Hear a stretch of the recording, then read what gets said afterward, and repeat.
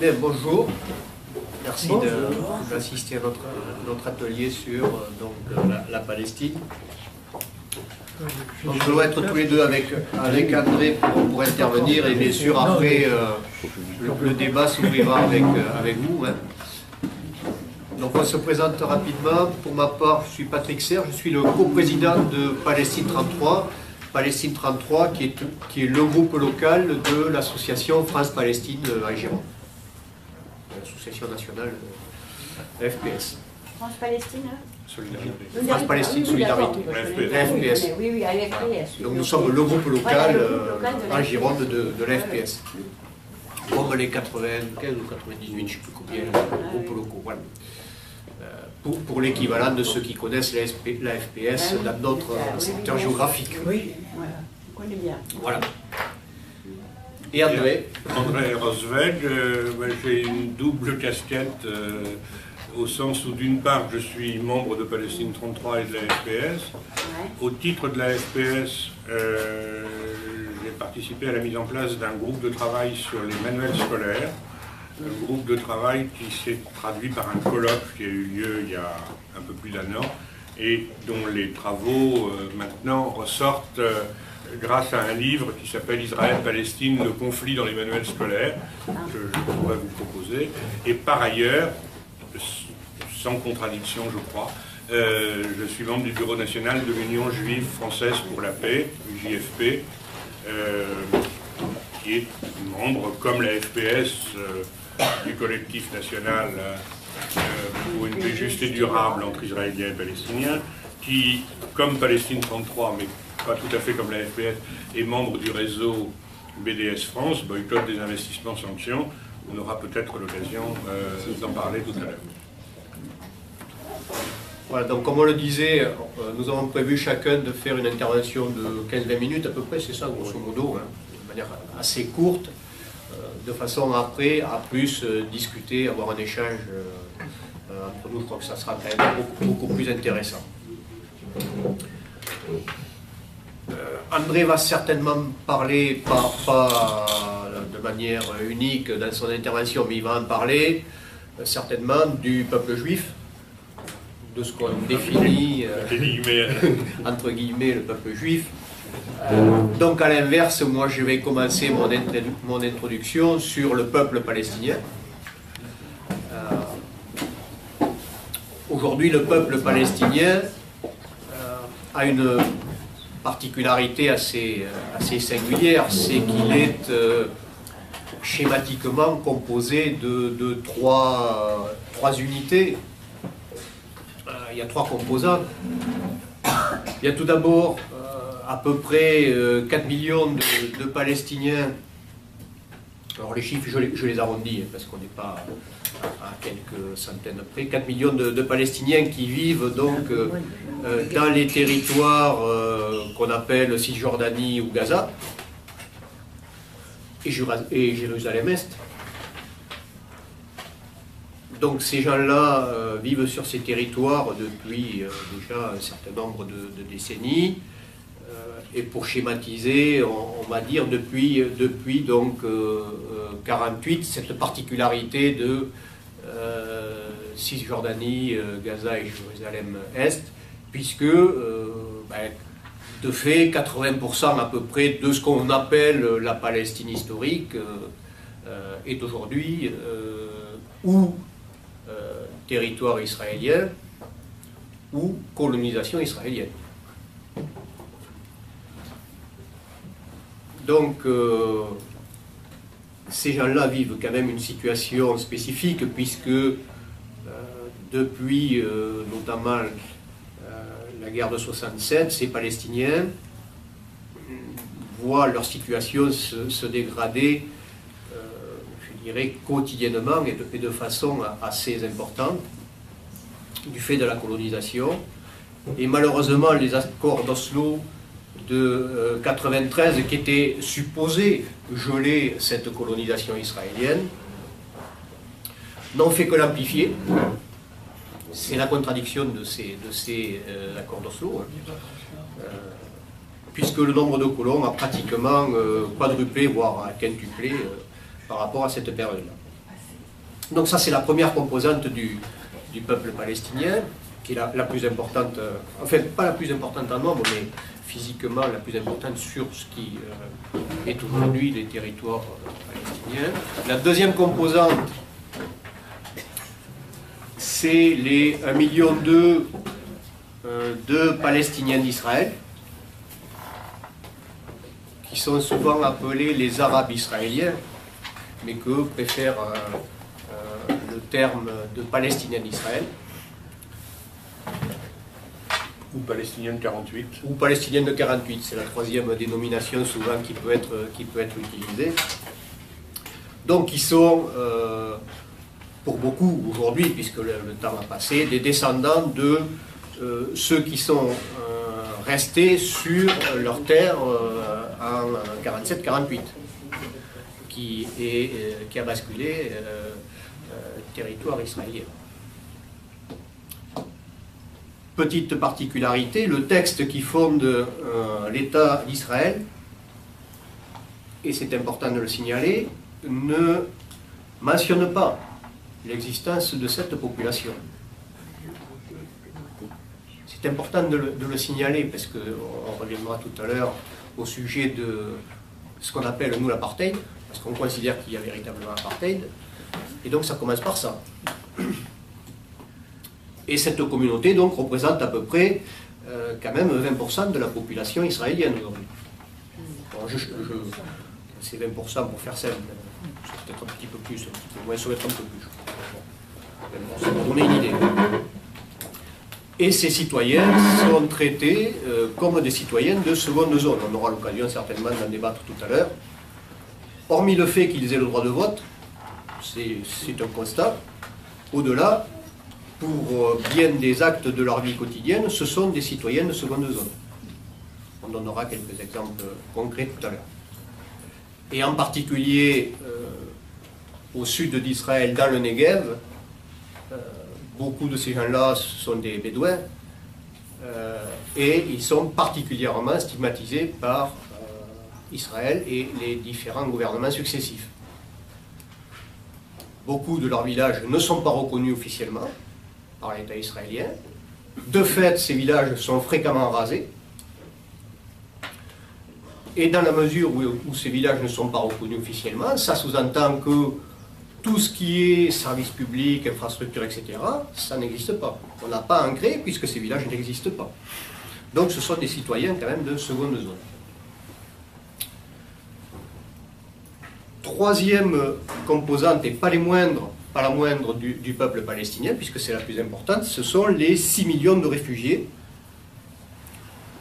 qui se situent donc à la fois hors de ce qu'on peut appeler le territoire palestinien et hors d'Israël, qui se situent, on va schématiser, pour la plupart dans les pays du Proche et du Moyen-Orient.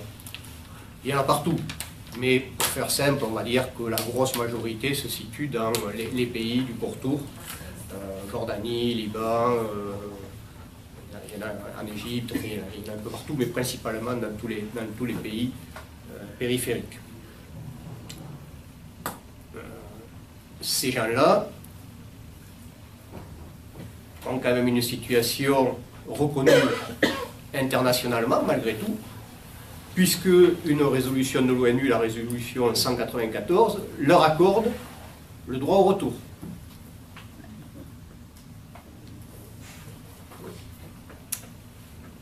Donc voilà, les trois composantes aujourd'hui du peuple palestinien, ce qui préfigure déjà des complexités auxquelles doit faire face ce peuple palestinien, qui est malgré tout éclaté. Vous pourriez indiquer les populations, parce que vous avez dit 6 millions de réfugiés, mais avant vous n'avez pas dit combien de personnes ça concernait. Vous comprenez la question?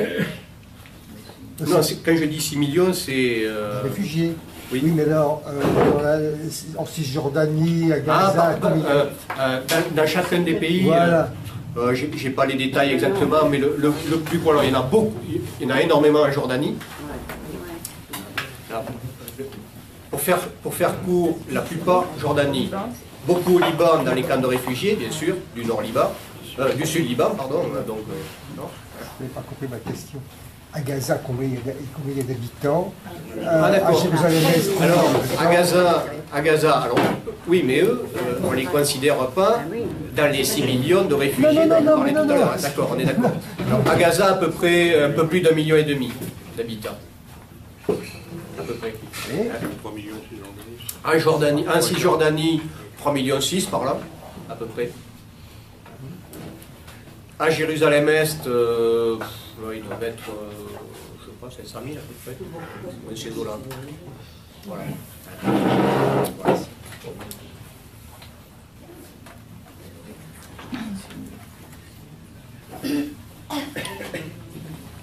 Donc cette situation particulière, encore aujourd'hui au XXIe siècle, fait que ce peuple éclaté, malgré tout, résiste depuis son éclatement.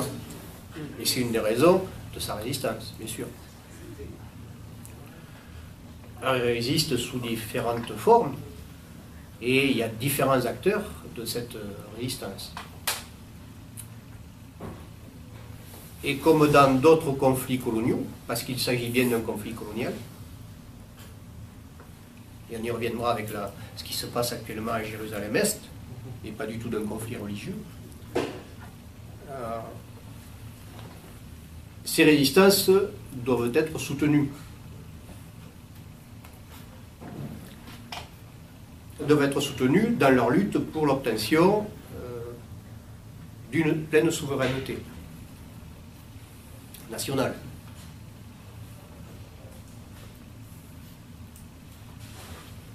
J'aborderai tout à l'heure les différentes possibilités que pourrait prendre la forme de cette souveraineté, en particulier au niveau géographique, puisqu'à un moment donné, il faut bien définir un volume géographique de cette souveraineté. Donc, contrairement à ce qui est véhiculé, résistance de ce peuple palestinien, légitime, et il n'y a donc pas plus de terroristes en Palestine aujourd'hui qu'il n'y en avait en France en 1939-1945.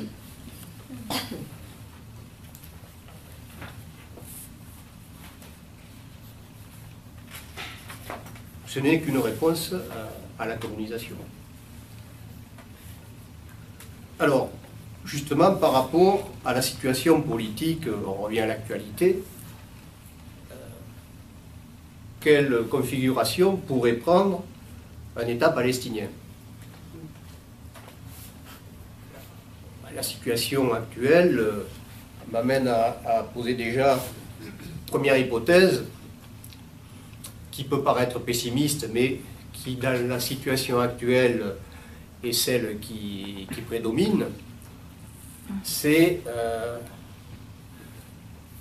un pays occupé à plus de 80%, je l'ai dit tout à l'heure,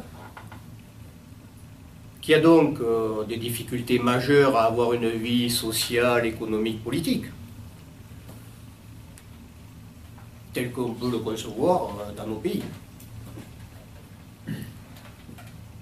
Et à partir de là, donc, première hypothèse qu'on peut qualifier de pessimiste, c'est qu'Israël va continuer son occupation et va arriver au but du projet sioniste qui est de récupérer l'intégralité de la Palestine historique.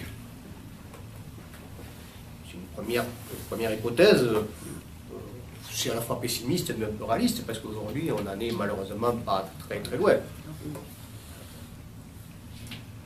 Donc, aujourd'hui, il y a à peu près 10-12% de la Palestine historique qui est, entre guillemets, administrée, gérée par les Palestiniens eux-mêmes, pas plus.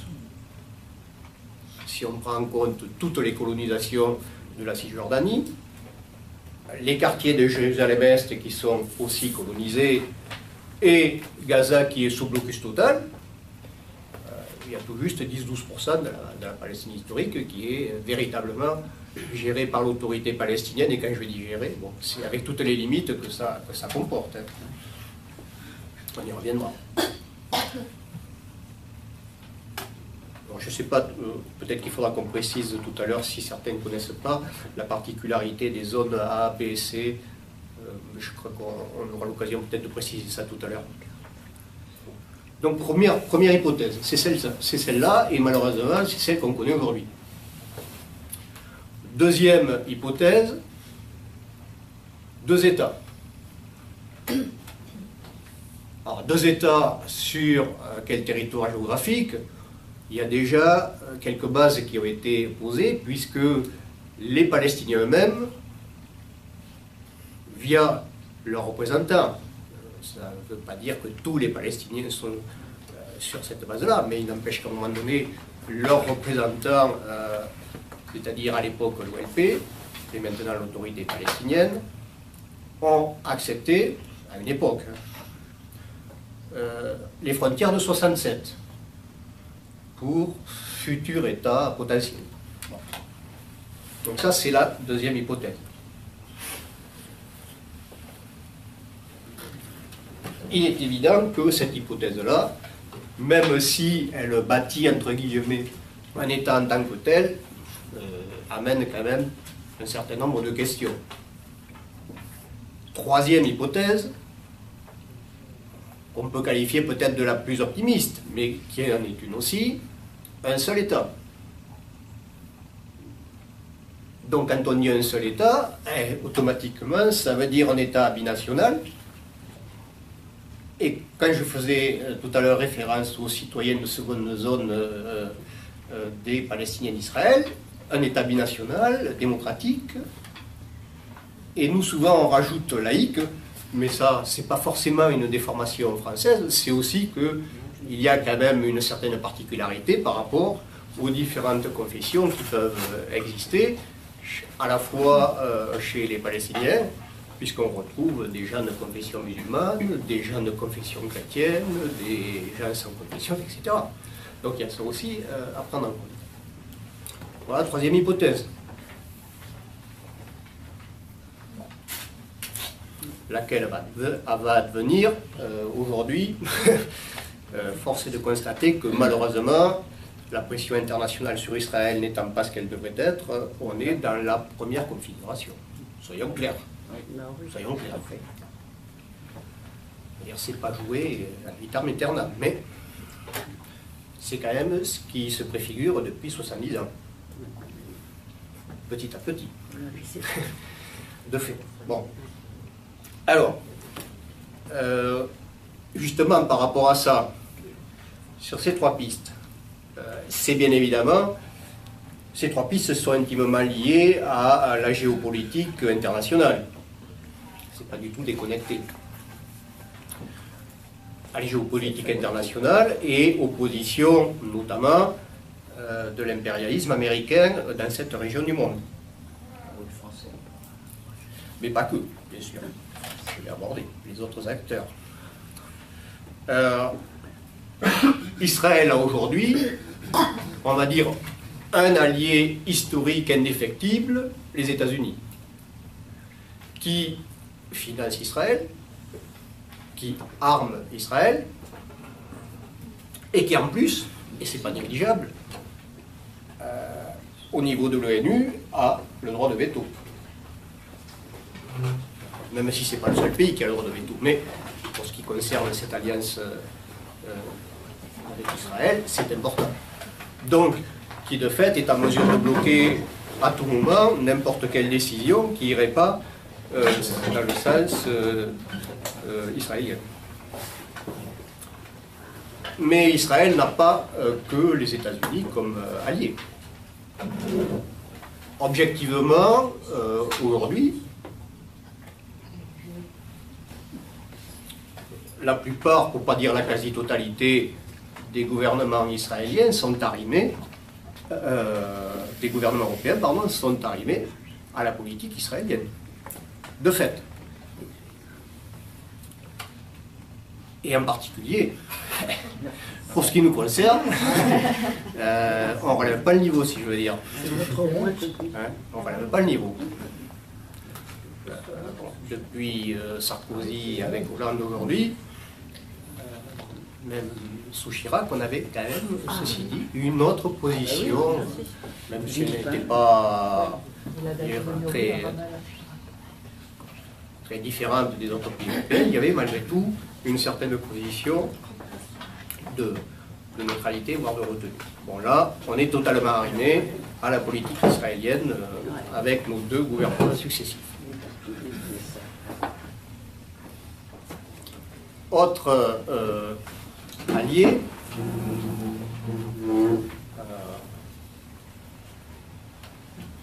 Israël, bien évidemment, développe une politique et des relations diplomatiques très importantes et souvent de façon bilatérale avec beaucoup de pays arabes.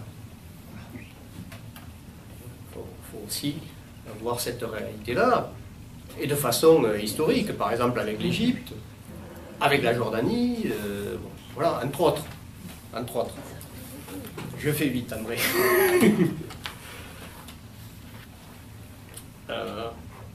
En interne, Israël a sa puissance militaire, qui fait que, bien évidemment, même si ce n'est pas le seul élément, face à cette puissance militaire, les Palestiniens n'ont aucune chance de rivaliser. C'est même pas la peine de montrer une telle disproportion des forces que c'est même pas la peine d'aborder le sujet. On le cite, mais c'est tout, on évacue aussitôt. Tout ça pourrait nous faire penser que la situation, c'est la première solution qui va advenir. Mais comme à chaque fois, il y a toujours des forces et des faiblesses. Donc même si Israël a un certain nombre de forces assez importantes qui sont en sa faveur, Israël aussi a quelques faiblesses. Et en particulier, je disais tout à l'heure qu'elle a un allié indéfectible, les États-Unis. Oui, mais vous savez que la politique étrangère des États-Unis, avec notamment Obama, a commencé à évoluer. Le positionnement américain au Proche, au Moyen-Orient, n'est plus celui qu'on a connu il y a 10 ans. Il y a des évolutions.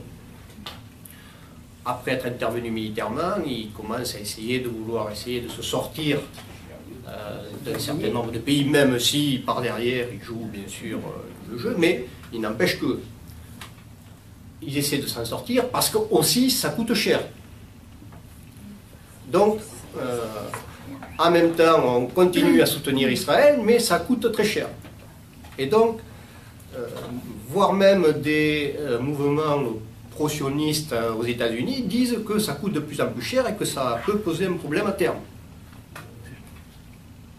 Deuxième élément, les États-Unis aussi sont entrés dans une politique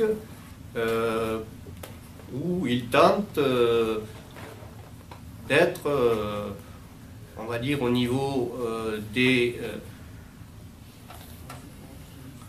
moyens de production, que ce soit le gaz de schiste, le charbon, etc., beaucoup moins dépendants des pays du Proche et du Moyen-Orient qu'il y a une dizaine d'années. Et en même temps, ils essaient de se repositionner en Amérique latine, où là, ils ont perdu pied. Et ils sentent bien que ça pose un problème pour eux. Et ils essaient aussi de se repositionner en Asie, parce que là aussi, ils avaient perdu pied pendant un moment. Donc, ils ne peuvent pas être partout. Et essayant de se repositionner dans quelques autres endroits du monde, on peut plus être aussi présent que ça au Proche et au Moyen-Orient et en soutien d'Israël. Dernier point de faiblesse israélienne, pour faire simple, c'est que les gouvernements successifs appliquent une politique ultralibérale. C'est la même qu'on connaît chez nous, sauf que là-bas, c'est une vraie politique ultralibérale. On n'en parle pas très souvent, mais le peuple israélien est confronté à cela. Et comme partout, ça pose des problèmes à ceux qui subissent cette politique ultralibérale. C'est pour ça qu'il y a eu quelques manifestations il y a 2 ans, en particulier par rapport au logement. Et au coût du logement en Israël qui est exorbitant et où beaucoup n'arrivent pas à se loger. Bon. Le peuple, pour le moment, israélien, soutient, on va dire, pour faire simple, à 90%, la politique de colonisation de son gouvernement, ou de ses gouvernements successifs. Mais il n'est pas impossible qu'à terme, cette contradiction entre la poursuite de la colonisation et son coût financier pour Israël, et les difficultés sociales qu'entraîne la politique ultralibérale sur son territoire, n'amènent pas des contradictions qui vont avoir de plus en plus de difficultés à résoudre. Donc c'est une faiblesse qui peut aussi, à un moment donné, faire évoluer les choses, peut-être plus vite qu'on ne le pense. On n'en est pas là. On n'en est pas là. Dernier point, autre faiblesse. Très récemment, vous avez dû certainement entendre que le bloc européen arrivé à Israël semble un peu se fissurer. Bon, j'ai dit un peu, avec la reconnaissance de l'État de Palestine par la Suède, semble-t-il. On n'a pas encore toutes les informations. Le gouvernement suédois a voté donc la reconnaissance de l'État de Palestine. Le Premier ministre suédois lui dit qu'il va voir, il fait un peu comme Fabius, il dit qu'il va voir. Fabius lui dit qu'on reconnaîtra le moment venu. Bon. Mais il n'empêche que premier pays de l'Union européenne à avoir fissuré un peu ce bloc-là. En reconnaissant l'État de Palestine, vous avez vu aussi qu'il y a la Chambre des communes en Angleterre qui a voté pour demander au Premier ministre aussi de faire ce pas-là. Ça n'a pas été fait, mais... Voilà. Et il y a les mêmes réflexions en Espagne et en Irlande. Donc, quelques évolutions. Alors, je termine. À partir de là, pour essayer, nous, d'influer en tant que mouvement de soutien sur cette réalité, là, il faut bien qu'on mène l'action pour soutenir le peuple palestinien. En complément des actions, je dirais, habituelles vis-à-vis de nos politiques, qu'ils soient nationaux, députés, sénateurs, gouvernements, de nos élus européens, puisqu'il y a la position de l'Europe vis-à-vis d'Israël qui n'est pas simple, avec notamment l'accord d'association très particulier entre Europe et Israël, un accord très favorable à Israël. Donc nous avons un rôle particulier en tant que mouvement de soutien à interpeller tous les élus pour qu'enfin ils fassent que Israël respecte le droit international et tant que le droit international ne sera pas respecté par cet État, eh bien, il soit sanctionné. Et donc on arrive à ce que demande le peuple palestinien lui-même, c'est-à-dire l'action de boycott des investissements, sanctions, que le peuple palestinien lui-même nous demande de faire. C'est important de le préciser. L'action de boycott des investissements et de sanctions est demandée par le peuple palestinien. Même si ça coûte, je dirais, cher, entre guillemets, aux Palestiniens eux-mêmes, parce qu'un certain nombre travaillent en Israël, parce que beaucoup de leur économie dépend malgré tout d'Israël, etc. Mais eux-mêmes le demandent. Donc, impérativement, nous avons à relayer cette action de boycott, de désinvestissement et de sanctions qui, seul, bien sûr, ne peut pas résoudre la situation, mais qui, à un moment donné, peut amener Israël à changer de posture. D'où l'intérêt que nous soyons, en tant que mouvement de soutien, le plus nombreux à participer à cette action de BDS. Bon, voilà, après, il y a d'autres moyens d'action, on en parlera. Je t'ai bouffé comme bien quand Dans ce type de réunion, le problème est que peut-être on est à des niveaux d'information, de connaissances et d'implication différents. Alors, je vais vous dire, je vais essayer d'être le plus bref possible, même si je suis bavard, pour que la discussion permette de résoudre les questions. Alors, je vais partir de la contestation de 5 idées reçues. La première idée reçue, qui je crois est importante, Patrick m'y a invité, c'est l'idée que la création d'Israël, c'est le retour des Juifs chez eux. C'est la validation du projet sioniste. Et je crois qu'on a d'abord un devoir de déconstruction de cette idée qui apparaît comme naturelle. Alors, pour ça, j'ai envie de dire que les juifs non sionistes ont prêché dans le désert quelques années après la Deuxième Guerre mondiale, mais Shlomo Sand nous a beaucoup aidés dans la dernière période, quand il a lancé ce qui est apparu comme un pavé novateur, qui est comment le peuple juif fut inventé. Alors, plusieurs choses à dire là-dessus. Bon, l'idée qu'avance Shlomo, c'est finalement une sorte de synthèse, il n'a rien inventé, mais de synthèse des travaux ce qu'on a appelé les nouveaux historiens israéliens, qui eux-mêmes n'ont fait que valider par le travail d'archives qu'ils ont pu réaliser pour la première fois ce que les historiens palestiniens expliquaient déjà depuis le début, c'est-à-dire que, premièrement, et ce que les archéologues et historiens font, premièrement, la diaspora telle qu'elle nous a été présentée, comme la dispersion de la totalité du peuple juif en 70, après Jésus-Christ, destruction du Second Temple, etc. Je n'ai pas une culture religieuse très forte, je ne suis pas un juif religieux, j'aurai l'occasion de le redire. Mais on sait cette thèse-là. Les juifs s'en vont. Selon toute probabilité, c'est aux alentours de 15 à 20% de la population de la Palestine historique qui a probablement été dispersée, partie, plutôt la population des villes. J'ai envie de dire que comme d'habitude, les paysans sont restés sur place, ont continué à faire leur travail, et quelque part, j'ai été déjà amené à dire que les Palestiniens, c'est les Juifs qui sont restés sur place.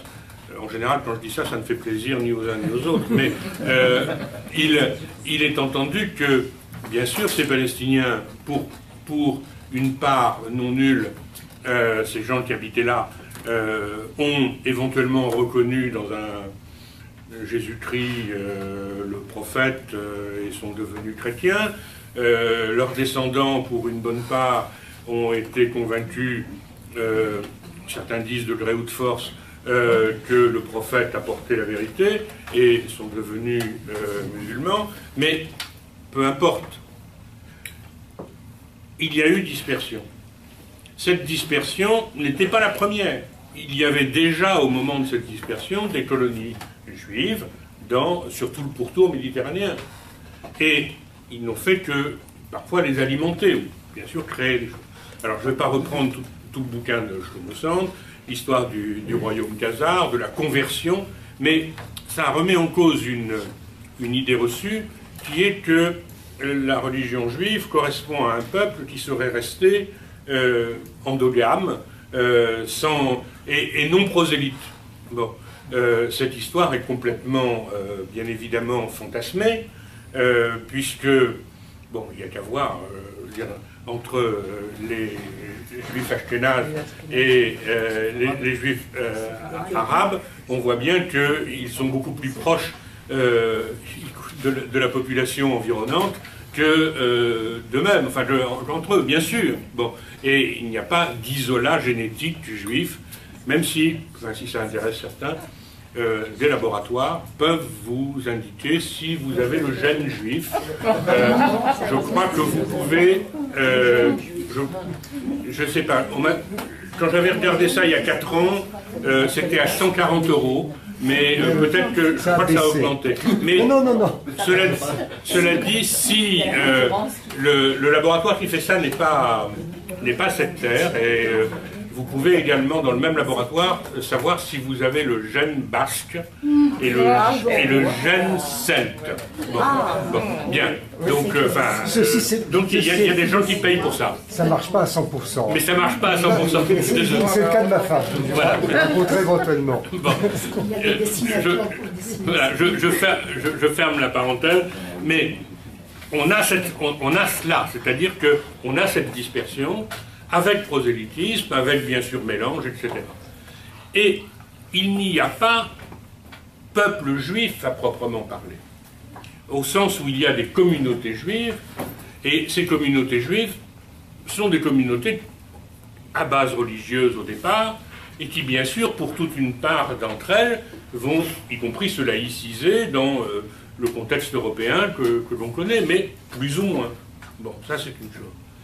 Cela dit, ces communautés ne vivent pas en Europe dans la joie et la bonne humeur. Bon, l'anti-judaïsme chrétien, je ne vais pas vous... Donc il y a un anti-judaïsme chrétien, et surtout à partir du 19e, il va y avoir la naissance du racisme biologique qui concernera tout le monde. Racisme biologique par rapport aux peuples colonisés, par rapport à l'Afrique, par rapport etc.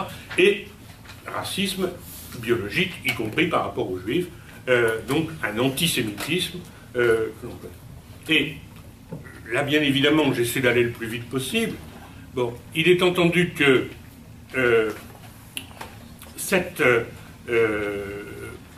recréation par Théodore Herzl et par le mouvement sioniste d'un peuple juif est une construction. Il est entendu que, quelque part, tous les peuples sont des constructions. Je ne veux pas...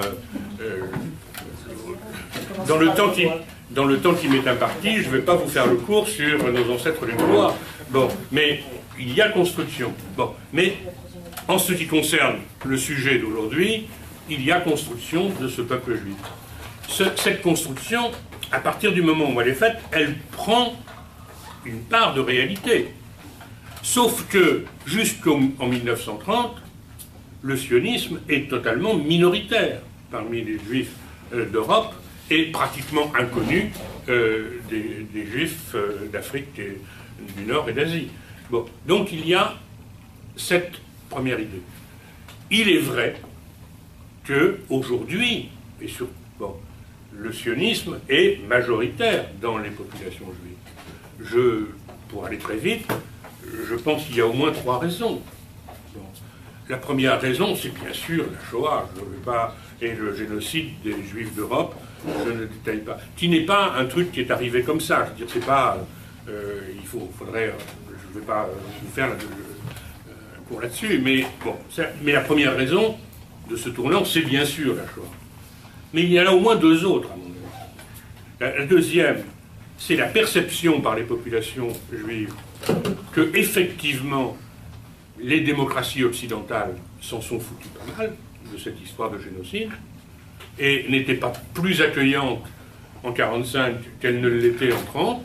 Bon, je ne veux pas vous raconter ma vie non plus là-dessus, mais il y a effectivement le fait même qu'il n'y ait pas eu un seul bombardement sur la ligne de chemin de fer dont les Occidentaux savaient que les trains allaient vers des chambres à gaz. Bon, cette prise de conscience que les démocraties occidentales n'ont, les dirigeants de ces démocraties occidentales n'ont rien fait, c'est au moins la deuxième raison. La troisième raison, je crois, c'est que beaucoup de juifs d'Europe, et en particulier d'Europe centrale, pensaient que pour dépasser l'antisémitisme et pour lutter, et pour s'émanciper de l'antisémitisme, la solution n'était pas d'aller ailleurs, la solution était de faire la révolution ici. C'est-à-dire que les courants dominants étaient plutôt les courants socialistes, communistes, bundistes, qui voyaient dans la révolution sociale la solution. Bon. La perception que le régime soviétique n'aboutissait pas à la fin de l'antisémitisme dans les régions où il dominait, que ce soit en Russie soviétique ou que ce soit au lendemain de la guerre en Pologne, a été aussi un élément qui a fait basculer une partie des communautés juives, des juifs, dans l'idée que, décidément, Herzl avait peut-être raison et qu'il fallait qu'il y ait un État que cette conception nationaliste d'un État de l'État-nation, eh bien, devait se réaliser. est bien évidemment marqué par une idéologie européenne. Le fait d'aller s'installer dans un État, dans un endroit, sans se soucier de ceux qui y habitaient, n'était pas quelque chose de dramatique dans la tête des gens. Assez rapidement, bon, d'une part, vous connaissez la fameuse formule une terre sans peuple pour un peuple sans terre. C'est pas qu'on ne savait pas qu'il y avait des habitants, mais est-ce que les gens qui étaient là étaient un peuple? C'était quand même des orientaux. Et de ce point de vue-là, d'emblée, le mouvement sioniste s'est structuré comme représentant de l'Occident civilisé venant s'installer dans l'Orient. Bon. Donc, première idée, les Juifs reviennent chez eux. Non. Bon. Deuxième idée reçue, Israël est la seule démocratie du Moyen-Orient. Ma réponse est simple, je vais aller plus vite là, parce que, y compris les derniers événements, me font gagner du temps, si j'ose m'exprimer ainsi.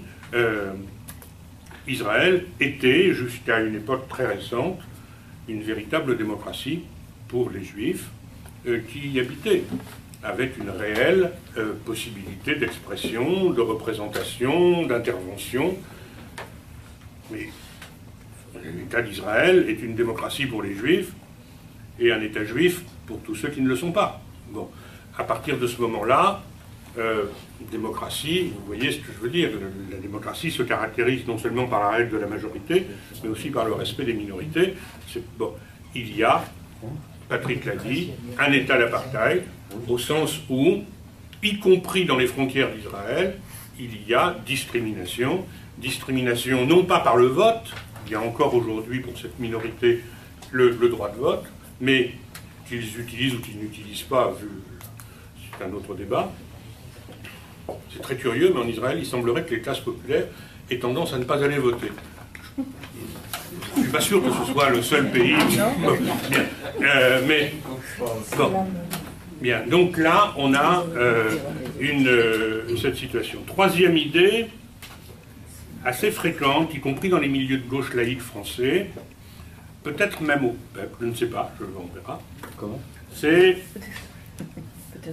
si les intégristes des deux bords n'étaient pas là, on verrait peut-être une solution. C'est-à-dire qu'on a, y compris dans la gauche française, quand on est un peu critique, bien même quand on est très critique de la politique israélienne, on a quand même la vision du conflit religieux. Alors, je crois qu'on a déjà expliqué que c'était un conflit colonial et pas un conflit religieux, conflit colonial d'un certain type, au sens où la population juive n'est pas la représentante d'une métropole, à proprement parler, sauf à considérer justement l'Europe et les États-Unis comme la métropole. Mais ça, c'est pas statique. Je crois que mon camarade Michel Warschawski, antisioniste israélien, qui a participé à la création du Centre d'information alternative. Certains ont peut-être déjà assisté à une de ses conférences en France. C'est le fils du grand rabbin de Strasbourg, qui est parti à 16 ans faire ses études talmudiques à Jérusalem, et qui a découvert, on peut dire, l'athéisme et le marxisme, et qui a créé le Centre d'information alternative, qui est une organisation israélo-palestinienne qui a ses bureaux à la fois à Jérusalem-Ouest et à Bethléem en Palestine. Et quand on dit à Michel, vous ne pensez pas que, comme Elie Barnavi ou Ehud Barak, que si les intégristes des deux bords n'étaient pas si importants, on pourrait trouver une solution entre gens de bonne compagnie. Michel répond, les gens comme Barnavi ou comme Ehud Barak, pour moi, ce sont les pires. Ce sont ceux qui disent « Dieu n'existe pas, mais il nous a donné cette terre ». C'est-à-dire qu'ils sont représentants de ce sionisme laïque qui tout en n'étant effectivement pas religieux, prennent la Bible comme un livre d'histoire et de géographie. Ce qui se passe aujourd'hui à Jérusalem-Est, c'est parce que des archéologues pensent que peut-être le roi David, qui était le roi d'un petit village, si maintenant on le sait, a peut-être posé le pied là, dans le quartier de Silawam, eh bien, on peut, et on a réussi à le faire, détruire 30 maisons palestiniennes pour créer le jardin de David. Bon, on prend effectivement la Bible pour un livre d'histoire et de géographie, et on en tire les conséquences, y compris politiques. Le Hamas, effectivement, aujourd'hui, cela dit, le Hamas, qui est pour une bonne part une création israélienne, en tout cas qui a favorisé cette création, parce que pour Israël, le Hamas est quelque part son meilleur ennemi, le Hamas, bien sûr, aujourd'hui, en alliance avec les gouvernements israéliens, pousse à faire du conflit un conflit religieux. Et il prend une dimension religieuse, bien sûr. Il ne faut pas se le cacher. La religion devient force matérielle, quelque part. Il ne s'agit pas d'être naïf là-dessus. Mais ce conflit fondamentalement colonial n'est pas à l'origine un conflit religieux. Alors, la quatrième idée reçue, qui est moins présente dans les milieux politiques de gauche, mais que l'on trouve malheureusement, y compris de façon populaire, c'est, de toute façon, il faut bien voir que les Juifs dirigent le monde. Cette idée du complot juif mondial est effectivement une idée assez répandue. Qui réapparaît. Qui réapparaît. Et qui se développe. Et, bon, je n'ai pas le temps, mais le complot, vous connaissez le protocole des sages de Sion qui développait cette idée du complot mondial des Juifs et dont on sait maintenant de façon assez documentée comment un ancien agent du tsar a participé à la rédaction de ce faux, enfin de ce truc. On sait bien ça. Et en même temps, Warshawski me disait, même les copains palestiniens les plus avertis disent bon, on est d'accord, c'est un faux, bon, c'est peut-être un faux, mais en gros, c'est quand même ça qui se passe. C'est-à-dire qu'ils perçoivent effectivement cette toute-puissance du sionisme sur les décisions de la communauté internationale comme ayant pour cause la domination juive et à la fois complotiste et réelle dans les médias, dans la banque, dans la politique. Je crois qu'il faut redire que le lobby sioniste majoritaire aux États-Unis n'est pas l'association juive, ce sont les chrétiens évangélistes.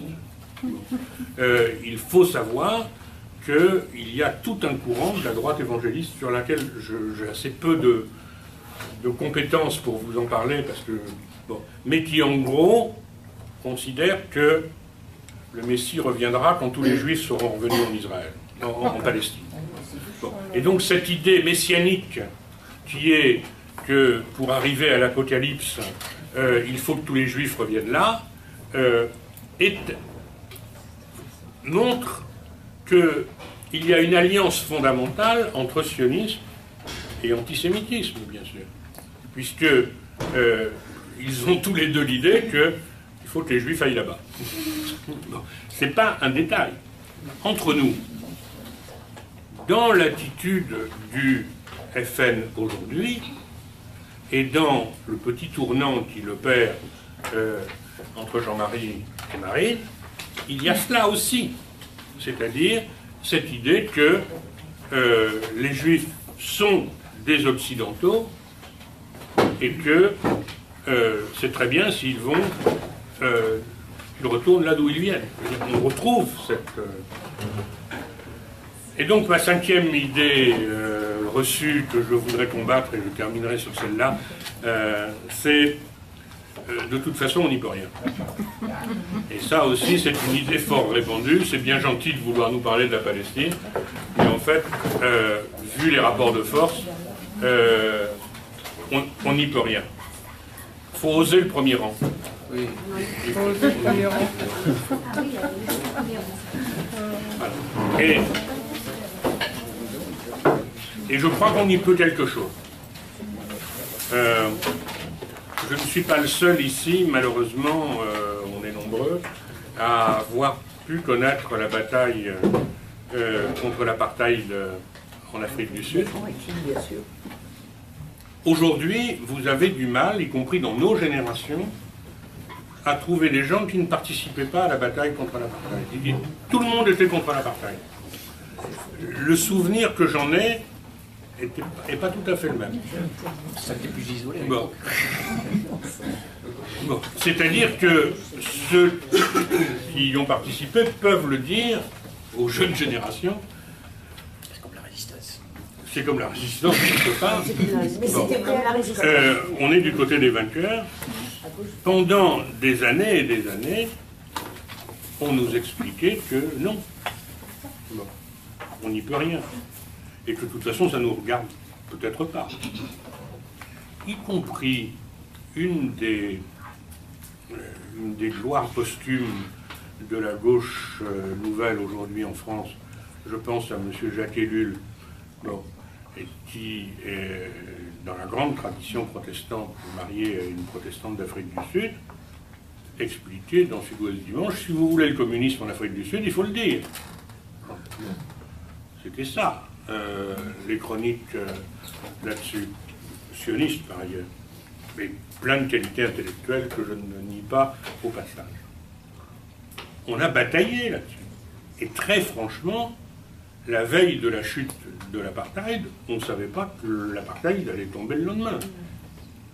Il a fallu des années et des années pour que la campagne de boycott anti-Outspan arrive à imposer à ce que les États, dans un contexte géopolitique nouveau, hein, le mur était tombé, etc., mais que dans ce contexte nouveau, les États finissent par accepter. Il a fallu, on est dans le sud-ouest, vous n'êtes pas tous du sud-ouest, avant que M. Albert Ferras accepte l'idée que ces petits ne devaient pas jouer au ballon avec l'équipe d'Afrique du Sud en rugby, il a fallu des années.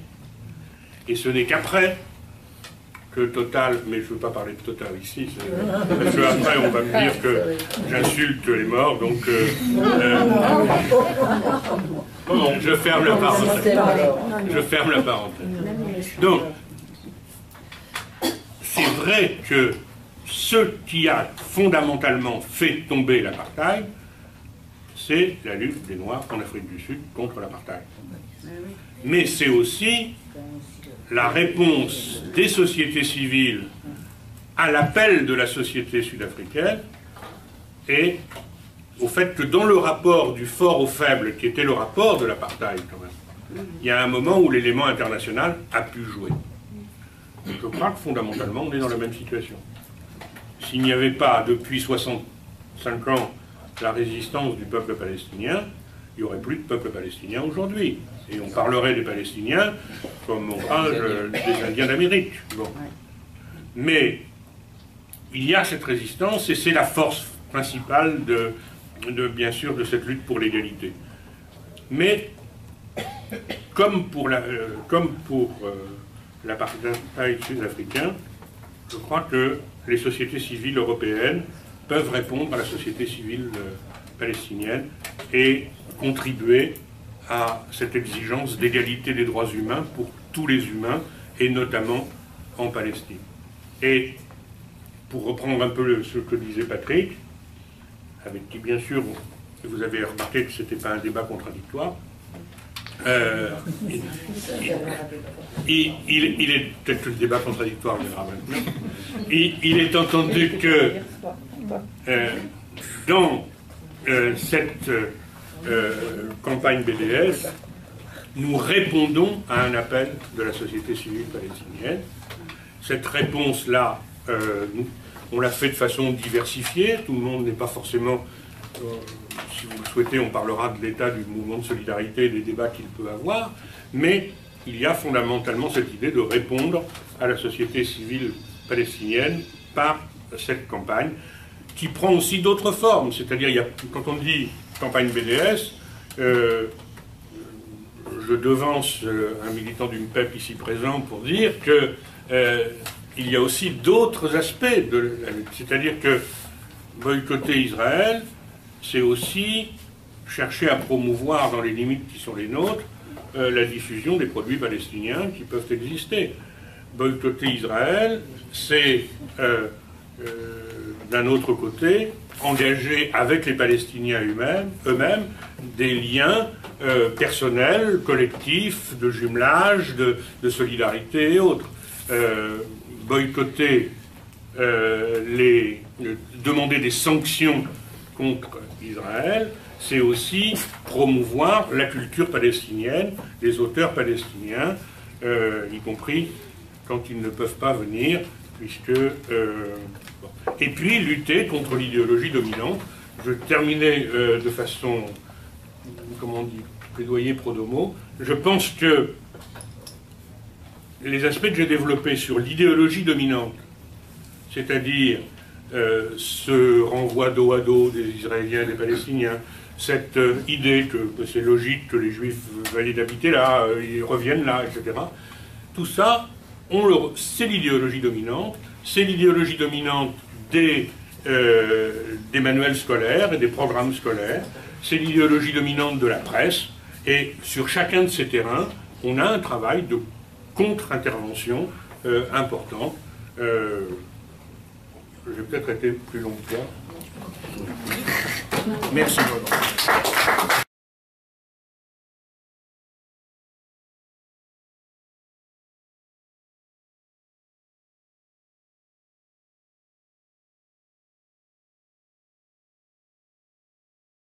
Qui disent ah oui, peut-être, etc. Et donc ma deuxième, donc j'ai dit il y avait une remarque et une question. Ma question c'est comment vous expliquez que dans des mouvements qui sont des mouvements laïques, donc pas influencés par, par les chrétiens sionistes, qui sont des mouvements de gauche, on va dire, enfin en tout cas des mouvements militants, de gens qui militent pour la souveraineté nationale, etc. Comment vous expliquez qu'on n'arrive pas à prendre des positions clairement en faveur de la reconnaissance de l'État palestinien? Et puisqu'on est au sein du MPEP, moi j'évoque le problème au MPEP. Au MPEP, moi j'ai essayé de faire passer un texte demandant que le gouvernement français reconnaisse l'État de Palestine. Et pour l'instant, on n'arrive pas à le faire valider sous prétexte qu'on n'a pas eu de débat, sous prétexte qu'on n'est pas au courant de la situation, sous prétexte qu'on ne dit pas non. On dit on ne peut pas se prononcer, etc. Comment vous expliquez qu'à gauche, il y ait cette timidité, cette forme de... Je cherche timoré, mais je ne trouve pas le mot de timoré. Enfin bref, cette hésitation. Cette réticence, voilà, merci. On prend plusieurs interventions peut-être. Oui, ça me pose les questions que des gens comme François Hollande, je ne sais pas si c'est avant de se faire élire ou après avoir été élu, a été accueilli en grande pompe, enfin d'une façon très amicale en Israël. Bon, je me dis, le nombre d'hommes politiques qui ont fait ce voyage-là, même, il me semble des gens qui ne comprennent pas situés dans cette mouvance-là, je trouve ça étonnant qu'ils se croient obligés de faire cette démarche-là. Je voulais savoir pourquoi. Isabelle.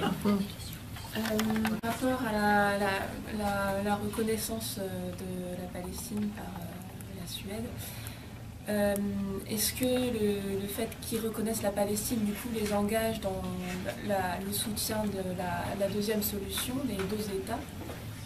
Ou est-ce que ça ne ferme pas aussi la voie d'un seul État? Comment on peut envisager, s'il y a deux États qui se forment, comment on peut voir en fait l'État palestinien, sachant qu'aujourd'hui la seule organisation qui peut être structurante, c'est le Hamas, et comme comme tu as dit, le meilleur ennemi d'Israël finalement. Et du coup, est-ce que ça aurait un sens d'en arriver à cette situation-là? Ouais. Très, le plus brièvement possible. Denis Siffer, directeur de Politis, a sorti un bouquin il y a quelques années sur Israël-Palestine, une passion française, je ne sais plus, je n'ai pas le titre exact en tête, et qui rappelait une chose qu'il faut bien comprendre. S'il n'y a pas de sionistes au Parti socialiste, et s'il y a des sionistes en dehors du Parti socialiste, pendant des décennies, le cœur du lobby sioniste en France a été au sein du Parti socialiste. François Hollande est membre du Cercle Léon Blum, qui est le lobby sioniste à l'intérieur du PS, où on va retrouver toute une série de gens qui ne sont pas forcément juifs, puisque là aussi, et pas forcément évangélistes. Mais il y a effectivement cette situation dont Guy Mollet est probablement un des meilleurs représentants. Il faut se rappeler Suez 56. Bon. Et effectivement, idéologiquement, on va toujours nous faire le coup de la Shoah, si j'ose dire. Bon. Avant-hier à Sciences Po, Michel Tifka, le dessinateur qui fait partie des Cartooning for Peace avec Plantu, etc., nous a fait, y compris, le même jeu de la référence à la Shoah pour justifier qu'il est israélien. Bon, on a cette situation idéologique, mais il y a une très forte imbrication du sionisme travailliste israélien, Pérez par exemple, avec le Parti socialiste. Donc ça, c'est une vieille alliance, bon, et qui fait marcher l'argument du génocide pour dire, après ce qu'ils ont vécu, ils ont bien le droit à. D'une part, après ce qu'ils ont vécu, c'est pas les mêmes qui. D'autre part, ceux qui ont vécu ça et qui sont là-bas sont pas forcément bien accueillis. Et ils n'étaient pas forcément bien accueillis parce que face au discours sioniste sur l'homme juif nouveau, qui était un discours de tous les États qui veulent l'homme nouveau, bon, il y a des similitudes, on le sait, il y avait ces vieux-là qui arrivaient et dont les sionistes prétendaient qu'ils étaient allés en rang par deux derrière leur rabbin à l'abattoir nazi, et ils étaient fort mal reçus. Il faut savoir que dans les années 30, les milices juives, Haganah, Stern, etc., mettaient le feu aux kiosques à journaux de Jérusalem qui vendaient des journaux en yiddish, parce que le yiddish était la langue du passé, alors qu'il fallait se concentrer sur la langue reconstruite du nouveau, qui était l'hébreu. Donc il y a tout cela derrière cette alliance, je crois, de la laïcité, je dirais de la laïcité coloniale du PS et du sionisme colonial laïque. Ça, je pense que c'est l'essentiel de la réponse que j'ai envie de faire. Sur les deux États, on ne sera peut-être pas d'accord avec Patrick, enfin en tout cas, il faut bien le dire. Moi, je fais partie de ceux qui pensent que les Palestiniens se sont fait, pour une bonne part, rouler dans la farine en signant Oslo. Dès le lendemain d'Oslo, y compris le brave général Rabin, signé les accords pour la poursuite de la colonisation en Cisjordanie qui ruinait la chose. Bon, Rabin a des qualités, mais enfin, il était aussi dans cette cas. Je reconnais qu'encore aujourd'hui, quand on rencontre les Palestiniens qui viennent, les délégations, etc., on a cette contradiction, qui est que, un, ils sont favorables à la reconnaissance de l'État de Palestine. Ils soutiennent la revendication incontestablement. Et en même temps, ils ne croient pas une minute à la possibilité des deux États viables dans les frontières de 67, avec démantèlement des colonies, etc., etc. On a cette contradiction chez les Palestiniens qui, pour le mouvement de solidarité, pose un problème. Bon, en tant que mouvement de solidarité, je pense que nous ne pouvons que dire que nous sommes favorables à la reconnaissance, etc. En même temps, je fais partie de ceux, et à l'UJFP, on est parmi ceux qui sommes les plus critiques sur cette idée. Parce qu'on reste dans une idéologie de la séparation, on reste dans une idéologie qui peut encourager l'idée que Israéliens et Palestiniens ne peuvent pas vivre dans le même État, que dans certaines circonstances, la création des deux États pourrait même être dangereuse pour le peuple palestinien, y compris parce qu'elle pourrait à la limite justifier deux statuts à l'intérieur des frontières d'Israël et la reconnaissance que les Palestiniens en Israël seraient des étrangers s'ils restaient là, que d'autre part, on ne sait pas très bien... C'était un peu le cas aujourd'hui. Voilà, mais ça serait une poursuite, voire une accentuation de l'apartheid intérieur. Nous sommes bien évidemment favorables au vivre ensemble, et donc nous souhaitons qu'un État laïque et démocratique, qui était la charte initiale de l'OLP, puisse se créer sur l'ensemble de la Palestine historique. Je suis de ceux qui pensent, de façon peut-être un peu paradoxale, que la paix doit probablement passer par la création de deux États non viables, parce que je suis persuadé que les deux États ne seront pas viables dans ces cas-là. C'est pour ça. Bon, mais je reconnais que tu mets le doigt sur un problème compliqué, et je suis sur le fond d'accord avec des gens comme Eyal Sivan, Eric Hazan et autres qui ont fait le film Un État commun, et qui pensent que cette perspective-là doit être avancée comme la seule perspective réellement et fondamentalement démocratique et émancipatrice. Patrick ? Oui, sur l'apartheid, pourquoi frilosité, y compris d'un certain de mouvements qu'on pourrait qualifier entre guillemets, plus pro-palestinienne qu'a priori que l'inverse? Je crois que, effectivement, oui, y compris dans nos mouvements, parfois, on a beaucoup de gens qui sont très frileux à utiliser le terme d'apartheid par rapport à ce qui se passe à la fois, comme je le disais, en Israël pour les Palestiniens d'Israël, et aussi donc en Cisjordanie pour les Palestiniens. Mais il n'empêche que le tribunal Russell, qui était quand même composé d'un certain nombre de personnalités qui ne sont pas toutes des pro-Hamas,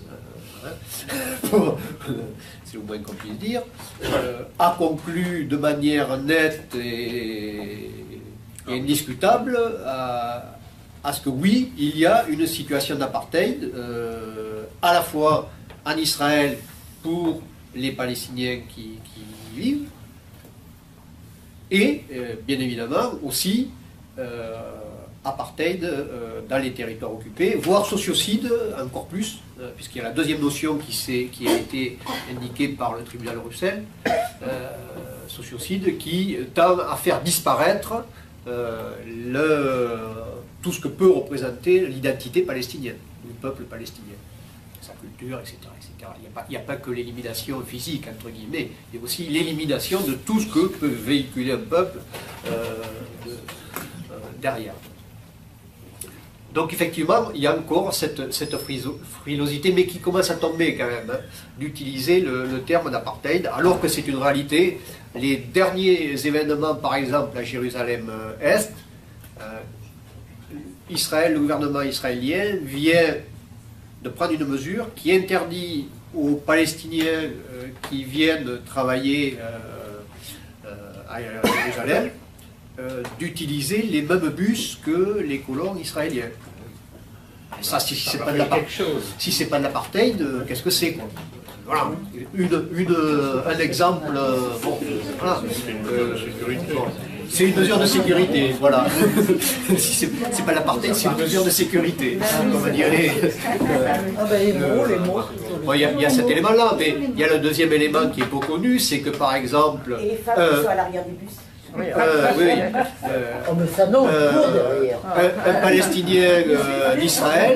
un Palestinien d'Israël ne peut pas faire vie commune avec un ou une, peu importe, un Palestinien de Cisjordanie ou de Gaza. Tu réponds sur les deux Bon. États. Sur le Hamas peut-être. Alors, le Hamas n'est pas le seul représentant de la résistance et du peuple palestinien. Bien sûr que c'est une des composantes de la résistance et du peuple palestinien, non négligeable, le Hamas, mais on a quand même aussi, de l'autre côté, il y a l'OLP, avec l'ensemble de ses composantes, dont le Fatah, mais l'OLP, le Hamas étant plus particulièrement présent à Gaza. Ceci dit, le Hamas, pour faire un tout petit peu d'histoire, est entré assez tardivement en résistance en Palestine. Tu pourrais nous éclaircir un peu sur la différence entre le Fatah et le Hamas? Alors, bon, simplement, le Hamas est issu des frères musulmans. Hein. L'origine du Hamas, ce sont les frères musulmans, qui sont, pour beaucoup, à Gaza, qui était, je veux dire, l'émanation, c'est surtout Gaza, puisqu'à Gaza se retrouvent en grande partie des réfugiés de 48, c'est-à-dire des Palestiniens qui ont fui les territoires occupés par Israël et qui se sont retrouvés à Gaza. Qui ont été chassés. Qui ont été chassés, voilà. Qui ont été chassés, bon, voilà. Donc il y a beaucoup de réfugiés à Gaza, historique. D'ailleurs, il y a encore 6 ou 7 ou 8 camps de réfugiés à Gaza. Hein? Donc voilà. Et à Gaza, donc, les frères musulmans ont toujours été une force sociale, avant d'être une force politique, une force sociale assez importante. Mais pendant très très longtemps, cette force sociale s'est limitée justement à des activités sociales, entre guillemets. Pendant très longtemps. À tel point que c'est justement parce que les frères musulmans refusaient de rentrer véritablement en résistance, y compris en résistance armée, parce que c'est aussi un des moyens de la résistance que les Palestiniens ont à leur disposition. C'est parce que les frères musulmans ne voulaient pas rentrer dans cette résistance-là qu'il y a eu la création du djihad islamique. Il y a eu une scission à un moment donné, c'est de là qu'est né le djihad islamique. Et c'est après quelques années, et en particulier Oslo, etc., que là, les frères musulmans se sont rendus compte que s'ils restaient sur l'aspect social, ils auraient des difficultés à véritablement irriguer le peuple palestinien, et en particulier à Gaza. Et donc c'est là où ils ont créé le Hamas. Alors que le Fatah était un mouvement, lui, social, mais politique aussi de plus longue date, on va dire, entre guillemets, beaucoup moins imprégné de la religiosité, encore que dans le Fatah, il y a des religieux islamiques, bon, voilà, c'est pas contradictoire. Hein. Mais, alors, donc oui, pour le Hamas, ta question c'était, donc c'est pas le seul mouvement, André le disait d'ailleurs, le Hamas a été mis en place, je dirais, ou pas forcément mis en place directement, mais aidé à Gaza par Israël. Tout ça, voilà, c'était pour faire un contrepoids à l'OLP et en particulier à son dirigeant qui était Yasser Arafat, qui était présenté comme le terroriste à l'époque. Rappelez-vous. Bon, hein. À l'époque, c'était Yasser Arafat le terroriste et le Hamas était un mouvement fréquentable puisqu'Israël l'a mis en place à Gaza. Et ce que disait André, c'est une réalité. Bien sûr qu'Israël se sert aujourd'hui du Hamas, surtout à Gaza, mais le Hamas est aussi en Cisjordanie, hein, il est un peu moins présent. Pourquoi? Parce qu'effectivement, en présentant le Hamas comme un mouvement terroriste tel que c'est fait aujourd'hui, oui, c'est toujours la notion de l'État qui est toujours attaqué par les terroristes. Bon, voilà. On peut dire qu'il y a aussi quelques autres mouvements tels que le FPLP. Oui, alors il y a historiquement à l'intérieur de l'OLP, il y a d'autres mouvements, en particulier marxistes ou autres, FDLP, FPLP, etc. Non, je n'ai pas demandé, mais je l'ai prise. Mais la particularité du Hamas, quand même, par rapport aux autres mouvements, c'est qu'il est un peu plus récent dans l'histoire palestinienne, et il est surtout l'émanation de gens physiquement ou à Gaza ou en Cisjordanie, alors que beaucoup d'autres mouvements politiques, FPLP, FDLP, mais c'est la réalité, et l'émanation aussi d'un certain nombre de dirigeants qui, pendant de nombreuses années, ont été malheureusement à l'extérieur de la Palestine. Soit parce qu'ils en avaient été chassés, ou soit parce qu'ils étaient menacés physiquement s'ils revenaient sur le territoire palestinien. Donc c'est aussi une particularité, c'est aussi la difficulté qu'a le peuple palestinien, c'est que pendant des décennies, ils ont vu leurs dirigeants politiques et sociaux véritablement exploser sur tout un tas de pays. Bon, sans compter qu'une fois ils allaient en Égypte, on les virait, ils allaient en Jordanie, on les virait, ils allaient au Liban, etc. etc. Voilà. Nombreuses difficultés pour qu'il y ait aussi une émanation politique unique, je dirais, entre guillemets, même si c'est... Voilà. Dernier point, oui, c'était André qui le disait tout à l'heure par rapport aux milices juives. Quand on parle du terrorisme palestinien, je regrette, mais les premiers attentats terroristes, ça a été les milices juives qui les ont faites. Ce n'est pas les Palestiniens. Sous le mandat britannique, les Britanniques eux-mêmes ont été touchés par des attentats terroristes des milices juives. Personne ne le dit, ça, très peu. C'est bon. Donc, voilà. On peut continuer. Mais oui, il ne reste que 30 minutes, il y a d'autres gens qui veulent parler. Suède, un État, deux États. Pour faire le lien avec Suède, un État, deux États, je pense que la première des choses, c'est que si on revendique et si on soutient le droit à l'autodétermination du peuple palestinien, ça sous-entend le fait que ceux qui en dernier ressort choisiront s'il faut un État, deux États et quelles sont les limites de cet État et la façon dont ils vont le gérer, ce sont quand même les Palestiniens eux-mêmes. C'est un postulat aussi qu'il faut avoir, parce que sinon, ça pose un petit problème. À Gaza, bon, on a l'impression qui a été présentée, c'est que il y avait une réponse israélienne à des lancements de roquettes de la part du Hamas. Et puis on a vu immédiatement la disproportion qui est énorme.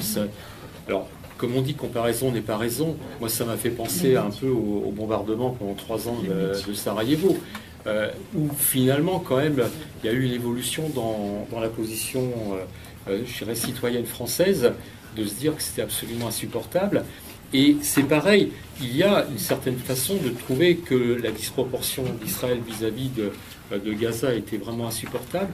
Et malgré tout, dans cette situation, il semblerait que la population, la communauté juive française, qui représente des citoyens français comme tout un chacun et qui est partagée politiquement entre la droite, la gauche, le centre, etc., adopte une position extrêmement qui fait bloc, et c'est comme un verrou en quelque sorte qui est extrêmement important et qui fait que peut-être pour des gens qui ne sont pas juifs, se dire finalement la communauté juive est en lien avec Israël, et que si les juifs restent solidaires de manière absolument absolue vis-à-vis d'Israël, bloquent d'une certaine manière un basculement de soutien vers la Palestine. Et j'aurais aimé avoir un petit peu votre sentiment par rapport à ça. Yves. Oui, vous avez en partie répondu, parce qu'évidemment ça avance. Hein. En tout cas, personnellement, moi j'étais resté sur les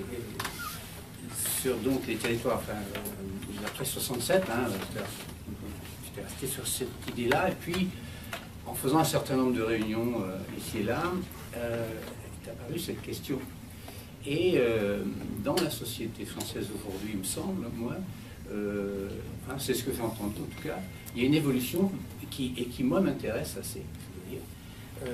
Même si je comprends bien qu'effectivement c'est à eux de décider, mais on doit, à mon avis, avoir une vue qui soit correcte pour défendre proprement les choses. Et je suis effectivement en bascule, je me pose la question, je n'ai pas encore complètement répondu, mais je vais le faire, ça va finir par y arriver, finalement, c'est complètement clair ce que disait monsieur sur le fait que ces deux États, mais qui sont c'est invivable, et ça on le ressent tellement que moi j'ai effectivement extrêmement envie de passer de l'autre côté et de dire ça va quoi. On ne peut pas, il faut qu'on soit clair, correct et dire c'est invivable, donc comment, enfin, je comprends bien, mais moi ça me heurte quand j'entends ça me dire, c'est-à-dire qu'on va avoir des morts et des morts et des morts parce qu'on va passer à deux États, donc on sait que c'est déjà mort. On voit bien que c'est l'anti-Israël, on voit bien que même s'il y a une partie religieuse minime, elle existe. Ils s'en servent, ils nous passent des idées. Et pour autant, on sait bien que c'est le capitalisme. Quand vous dites, autre question, que les États-Unis sont en train ont des difficultés un peu partout, certes, c'est incontestable, mais ce serait s'autodétruire que de lâcher cet aspect de question. C'est extrêmement important au plan mondial, cette affaire-là. Donc, je ne vois pas d'évolution extrêmement tangible dans ce domaine. Donc, enfin, voilà où j'en suis moi. Mais je sens qu'il y a une poussée nouvelle pour la création d'un État qui soit laïque, démocratique, point, la ligne, comme partout. Enfin, on peut demander au Vatican de gérer l'Europe, l'Union européenne demain, pire que ceux qui y sont, mais enfin, vous voyez. État, tout simplement, parfois on perd son temps alors qu'il y a beaucoup de travail à faire. C'est la première remarque que je ferai. Deuxième remarque, dans le contexte politique actuel, un État, ça veut dire le Grand Israël.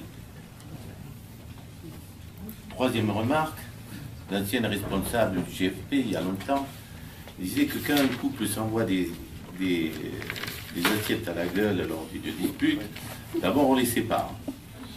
Après on discute et après peut-être qu'on peut voir ce qu'on peut faire. Donc voilà, par rapport à l'histoire d'un État ou deux États, je crois que c'est tellement complexe qu'on ne doit pas, justement, ça ne doit pas devenir un enjeu de débat entre nous, parce que sinon, on n'avance pas et on s'oppose. Ça, c'est moi ce que je considère comme ce que j'ai vécu. Et je crains d'ailleurs que, par exemple, certains mouvements ne se développent pas, restent toujours un peu confidentiels, parce que justement, peut-être qu'on ne sait pas parler suffisamment ce langage, essayer de trouver du compromis entre nous, et donc ça me gêne. Deuxième remarque, donc là maintenant, c'est lié, c'est l'affaire de l'apartheid. Alors là, il y a eu un débat à la FPS, je suis membre de la FPS, et ce débat c'était: est-ce que c'est pas pire ce qui se passe en Israël, Israël-Palestine, que l'apartheid? C'est-à-dire l'apartheid, on ne foutait pas les gens dehors. Là, l'objectif du sionisme, c'est de foutre les gens dehors. Foutre les gens dehors. Pour avoir une terre, en effet, je ne dirais pas même sans peuple, mais sans habitants. Et toutes les pratiques qu'on a actuellement de construction de maisons, c'est aussi, et ça Michel Varsaki l'explique très bien, c'est la construction des routes. Ensuite, pour aller, donc, c'est la fameuse carte, vous savez, là, de Palestine, qui est, enfin, de Cisjordanie, qui est complètement l'archipel. Voilà.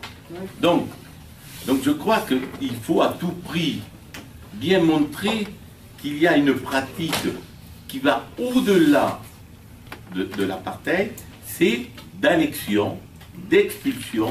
Cette expulsion qui a commencé on peut le dire, dans les années 30, c'est pas seulement en 1947 que ça a eu lieu, et que la plupart des dirigeants israéliens souhaitent voir continuer et développer.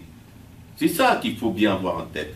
C'est l'expulsion du peuple palestinien, du peu de terre qu'il y reste. Et quand on va, je répète, en Palestine, certains sont allés certainement, quand on voit ces colonies et qu'on voit ces routes et quand on voit ces murs, entre guillemets, parce que partout, ce n'est pas des murs, bon, on voit quand même que l'objectif est là. Et on le sait, il y a une partie quand même non négligeable de personnes, de Palestiniens, qui sont en train de fuir de Palestine et de partir en Europe. Ça, c'est un vrai problème. Et je crois qu'il faut insister là-dessus et montrer qu'actuellement, ce qui se construit, c'est le Grand Israël. Il faut arrêter de se... alors après, qu'on dise un État, deux États ou n'importe quoi, il faut le dire, ce qui est là maintenant, c'est le Grand Israël. Donc il faut lutter contre cela. Alors, qu'on parle d'un ou deux États, c'est pas pour moi le problème. L'urgence, c'est ça. Pour le Hamas, quelle était alors leur position exacte? Parce qu'on entend des choses pas contradictoires sur le droit à l'existence de l'État d'Israël, enfin la solution deux États, je crois, et leur conception de ce que serait un État palestinien indépendant par rapport aux autres organisations. Savoir. Et est-ce qu'il y a un fond antisémite ou pas au Hamas? Dans quelle mesure? Parce que voilà aussi on entend. Voilà. Bon. Et c'est bon. J'ai peut-être tort, il y a des exceptions notoires. Je trouve qu'on entend assez peu. Alors, mon impression, c'est qu'en fait, elle est faite d'une part des Palestiniens chrétiens et qu'elle cherche à faire son trou dans les pays où elle est partie sans intention de retour en Palestine.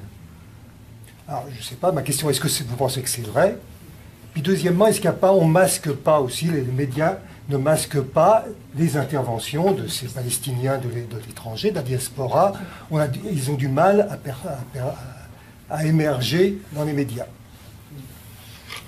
Sylvie, pour conclure. État binational, bien sûr qu'à mon avis ce serait l'idéal, mais à long terme. Pour l'instant, on a deux sociétés qui sont totalement inégales face à la situation internationale. C'est-à-dire qu'on a un État Israël, qui est un État juif, d'après la définition, qui existe, et on a pour l'instant une autorité palestinienne, mais on n'a pas d'État palestinien. Or, si on veut qu'ils puissent négocier, il faut qu'ils soient égalité.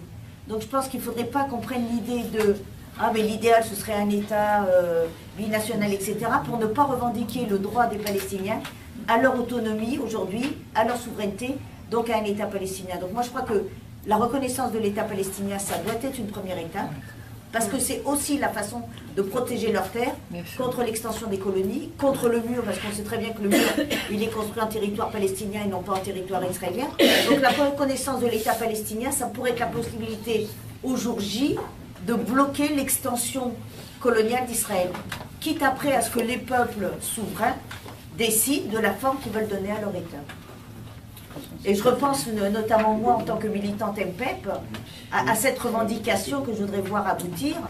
Le MPEP soutient la demande à l'autonomie et à la reconnaissance d'un État de Palestine. Mais elle aboutira, à mon sens. Ben, c'est pas parce que c'est pas possible. Moi j'y crois, moi j'y crois. Tu as fini, Sylvie? Oui, oui, j'ai fini. Voilà, camarade. Que le mur de la honte israélien, il s'agit des entreprises de béton, quoi. Des intérêts des entreprises de béton. Et puis aussi sur les médias, donc monsieur, le média très partiaux, quoi, au sujet des violences entre Palestine et Israël. Voilà, c'était les deux questions que je voulais vous poser. Vite, Pascal. 7 minutes. Tu as 7 minutes, tu as le temps. Alors, justement, l'intervention sur Gaza, plus les médias, la diaspora, c'est un peu autre chose que je vais aborder. La perception qu'a la communauté civile internationale, je parle des différents pays, il y a eu une évolution depuis, on va dire, une dizaine d'années, et en particulier, malheureusement, depuis les différentes interventions armées israéliennes sur Gaza, ça a fait, je ne dirais pas basculer, mais bouger très sensiblement la donne au niveau de l'opinion publique internationale. Dans tous nos pays, il y a 15 ans de ça, nous avions beaucoup plus de mal, lorsque, par exemple, on parlait de la situation palestinienne, à faire admettre que oui, les Palestiniens étaient attaqués et qu'ils ne faisaient que résister. et qu'en plus, quand je dis attaquer, c'était plus massacrer qu'attaquer, parce que, compte tenu qu'ils n'ont rien pour se défendre, ou très peu, tout à l'heure, tu disais, ils ont des roquettes. Oui, effectivement, contrairement à ce qui est véhiculé parfois dans les médias où ils disent que Israël reçoit des bombes qui viennent de Gaza, non, ce pas des bombes, ce sont des roquettes d'abord. Tout à fait pareil quand même. Hein. Bon, je ne suis pas spécialiste en armement, mais je veux dire qu'à l'arrivée, c'est pas la même chose. Et en plus, avec le dôme de fer, c'est-à-dire le système qui fait que tout ce qui pénètre dans le territoire israélien, on le fait péter en l'air, bon, il faut relativiser quand même. Mais il y a eu basculement de l'opinion publique. Ce qui ne veut pas dire qu'il y a basculement des dirigeants des pays de ces opinions publiques. C'est pas pareil. C'est bien là notre difficulté aujourd'hui, en particulier en France. En France, on ferait un sondage aujourd'hui. Majoritairement, je pense que le peuple français serait pour un État, deux États, peu importe, mais pour qu'effectivement les Palestiniens aient un droit à l'autodétermination. Bon. Ça a évolué. Et y compris dans les médias, ça a évolué. La façon dont les médias aujourd'hui traitent le conflit entre guillemets israélo-palestinien n'a rien à voir avec la façon dont ils en parlaient il y a 10 ou 15 ans de ça. Il y a 10 ou 15 ans de ça, il y aurait eu une intervention comme cet été à Gaza, vous n'auriez pas eu, ou même vous n'auriez pas vu ce qu'on vous a fait voir. Parce qu'aujourd'hui, ils ne peuvent plus cacher la réalité. C'est arrivé à un tel point que même les médias, on va dire par rapport à l'opinion publique, s'ils ne veulent pas être totalement déconsidérés, ils sont obligés de dire une partie de la vérité. Ça a évolué. Pas assez, mais ça a évolué. Je fais vite. La diaspora, effectivement, la difficulté qu'a la diaspora... Excuse-moi, mais j'avais posé la question sur la communauté juive française. Oui, c'est vrai. La diaspora, je pense qu'effectivement, l'organisation politique palestinienne est difficile. Elle est difficile. Déjà, elle est multiforme, mais ça, c'est pas particulier à la Palestine, hein, entre nous. Ceux qui disent « Ah, ça serait bien », on ne comprend pas que le peuple palestinien ne soit pas uni. Ah bon, parce que chez nous, le peuple français est uni, bon, ce serait quand même... Et je dis uni politiquement, parce que c'est ça qu'il y a derrière. Bon, donc il faut aussi relativiser, quoi.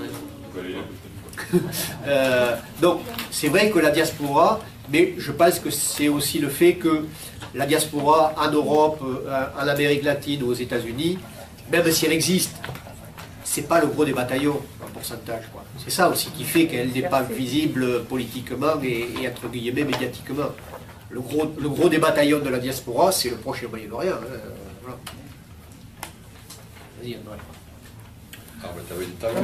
Si dernier point, quand on parle d'un État, deux États, il faut toujours sous-entendre que c'est un État ou deux États viables.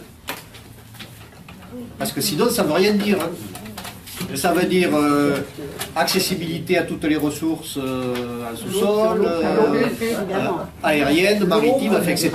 Continuité géographique, voilà. C'est aussi ça, quand on dit un État ou deux États, mais nous on rajoute viable, parce que sinon, hein, d'accord. Ce qui n'est pas le cas aujourd'hui. Voilà. Bien. Alors, je vais essayer d'être télégraphique avec mes excuses. Premièrement, s'il y a des gens qui souhaitent recevoir les informations de l'UJFP, vous me laissez l'adresse, c'est possible. Deuxièmement, comme je suppose on va évacuer la salle à 10h30, sur le stand de Palestine, vous pouvez trouver et le bouquin qu'on a fait sur les manuels scolaires, et le bouquin que le coprésident de l'UJFP a sorti justement sur le sionisme en question, et d'autres éléments d'information. Je pense que les ateliers suivants ne commencent qu'à 11h, donc je pourrais faire, on pourra se retrouver là-haut. Je réponds maintenant aux questions. 1. Oui, il y a une préemption sur l'opinion du Conseil dit représentatif des institutions juives de France. Il faut, pour un dirigeant politique, être présent au dîner du tri. Il faut que tous ceux qui croient participent au dîner de tête annuel pour paraphraser Prévert. Il y a incontestablement cette pression forte qui était traditionnellement d'un sionisme aimable. Théo Klein était un président du CRIF très consensuel. Et puis, il y a eu cette radicalisation à droite de la communauté, marquée bien sûr à partir de 62 par le retour des pieds noirs, la perception, y compris du monde arabe comme l'ennemi, etc., etc. Le CRIF aujourd'hui fait effectivement, enfin, je peux même dire que si je suis juif aujourd'hui, c'est par la grâce du CRIF, au sens où jusque en l'an 2000, il ne me venait pas à l'idée de me définir comme ayant une appartenance ethnique. Personnellement, je n'ai pas été élevé dans la religion, je n'ai jamais eu d'activité communautaire. Au moment de la deuxième intifada, en 2000, le CRIF a fait une déclaration disant « Tous les descendants des victimes de la Shoah doivent se solidariser avec Israël menacé ». Et c'est pour la première fois de ma vie que j'ai signé en tant que juif pour les droits du peuple palestinien, parce que cette convocation par le CRIF de la Shoah pour justifier les crimes israéliens avait un caractère proprement insupportable. Et bon, après, je suis devenu un juif organisé, puisque en 2003 j'ai adhéré à l'UJFP, mais on n'a pas le temps d'en parler. C'est vrai que... T'as encore quelques minutes. Oui, mais il y a d'autres sujets. C'est vrai qu'il y a cette tendance à l'homogénéité imposée, et sur le téléphone de l'UJFP, nous avons très régulièrement des accusations de nous sommes les juifs traîtres. Bon, nous sommes les juifs qui avons la haine de soi. Bon, ceux qui me connaissent trouvent que je m'aime plutôt bien. Mais il y a...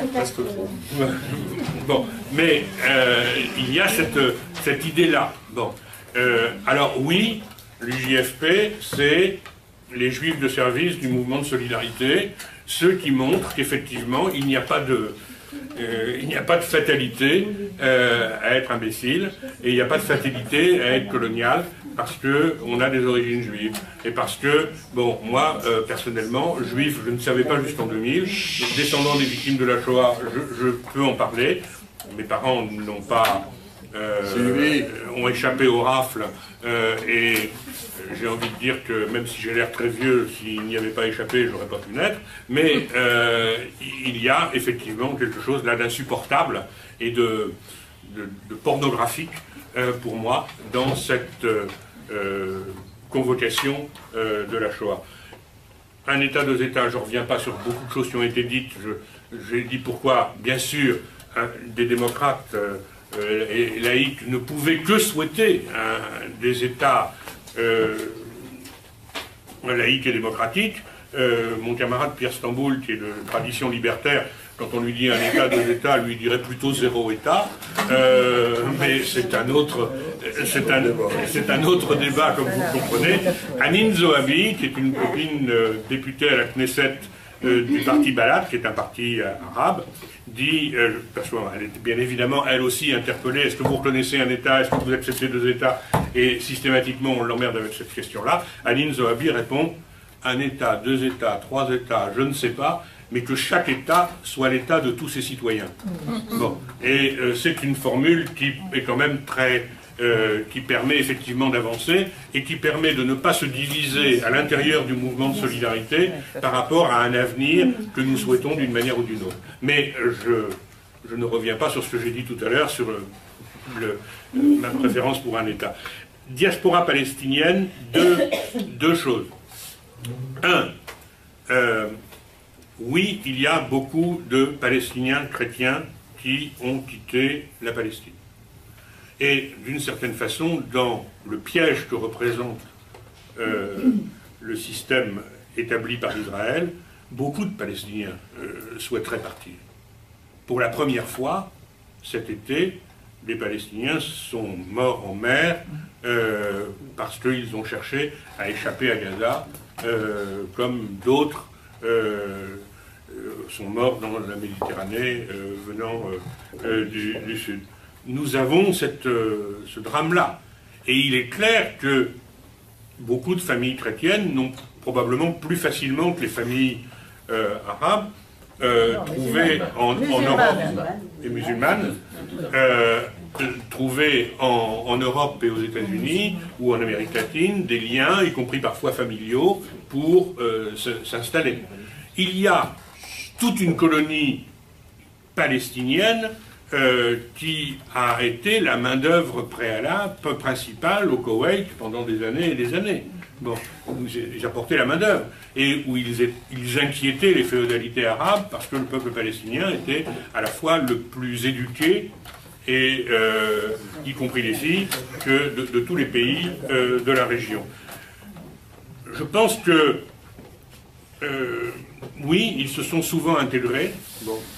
Parfois de façon remarquable, je pense à Edouard Saïd et aux travaux qu'il a fait sur l'orientalisme.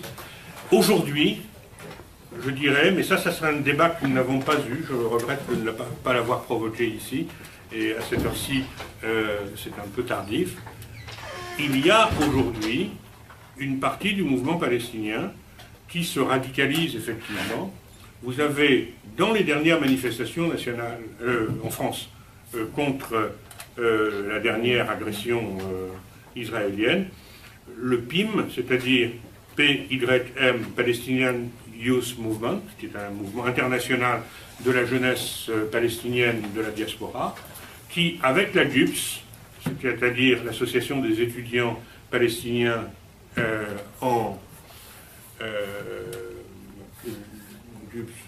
General Union of Palestinian Students, les étudiants palestiniens, donc Union Générale, ont considéré qu'il fallait effectivement se mobiliser, y compris en tant que musulmans, et cela a posé parfois des problèmes dans les mobilisations de cet été, notamment à Paris, entre une vision, on va dire, communautariste du refus de l'agression israélienne.